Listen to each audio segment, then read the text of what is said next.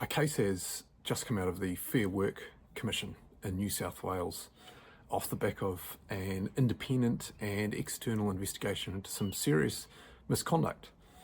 And it's got some really important findings which I want you guys to know about.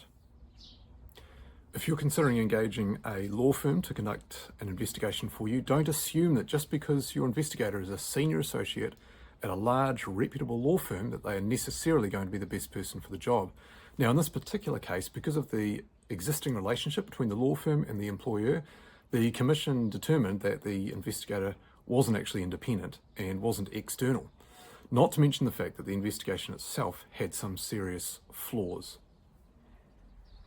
An independent investigation needs to be just that. It needs to be independent.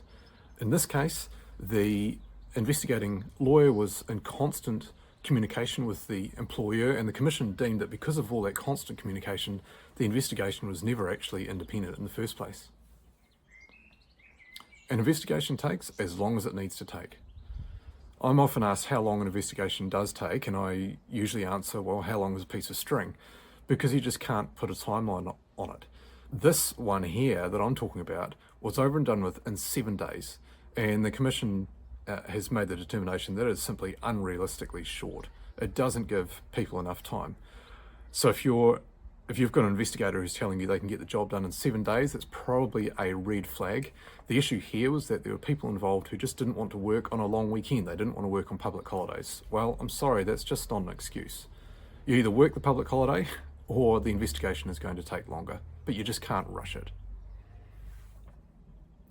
Remote investigations are convenient, they're cost effective, but they do have their issues. They're not always the most appropriate form of investigation, particularly if the investigator is planning to conduct interviews over the telephone. That's a real issue because it's very difficult to ensure that the person you're interviewing doesn't have someone else in the room advising them. They're not just reading off a prepared statement.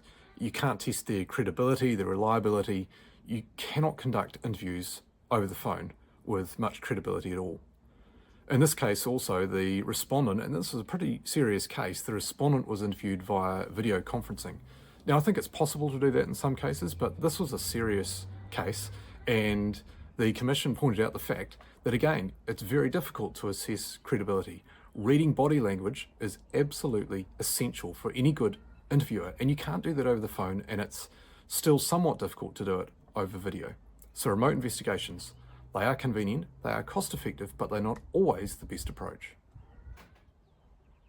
The investigator you appoint has to know how to conduct good quality investigative interviews. Interviewing is absolutely paramount. Now, in this particular case, it's come back to the basics. The interviewer didn't ask the right types of questions. They didn't ask enough open questions. They didn't probe the information they were given with additional probing questions, and they asked leading questions. The Commission pointed out that the interviews were simply substandard. And the other really interesting factor was the interviewer didn't actually test the credibility and the reliability of the information given by the complainants and the witnesses in this case. That's crucial. We often think, well, the respondent, the other person accused, we've got to make sure they're not lying. But we have to also be willing and able to test the credibility of the evidence given by the complainants. So interviewing, it is absolutely essential, and you have to make sure the person you're appointing to conduct your investigation knows how to do it properly. This last point relates to the question of independence again, and it's about the investigation report. Now, this investigator sent a draft copy of the investigation report to the employer, to the client, before finalising it, so the employer could review it and potentially make amendments to it. Now, if you're an independent fact finder, you just simply cannot be doing that. That means you're not an independent investigator. Now, I've been asked to do this in the past, and I felt very uncomfortable about it. So if you're going to engage me, I'll tell you now, I'm not in the habit of sending you a draft copy of the investigation report before it's finalised. So if you're going to be engaging someone who claims to be independent and external, they can't be offering to send you a draft copy of the investigation report. I've included a link to the full report if you want to have a read of it. It is worth having a look through if you're the person making decisions about who to appoint to conduct an investigation, or if you're the person in the position of conducting an investigation yourself. Some really good learnings here Don't let it go to waste. Have a read of it. Alternatively, if you want to pick up the phone, give me a call and we can have a chat about it.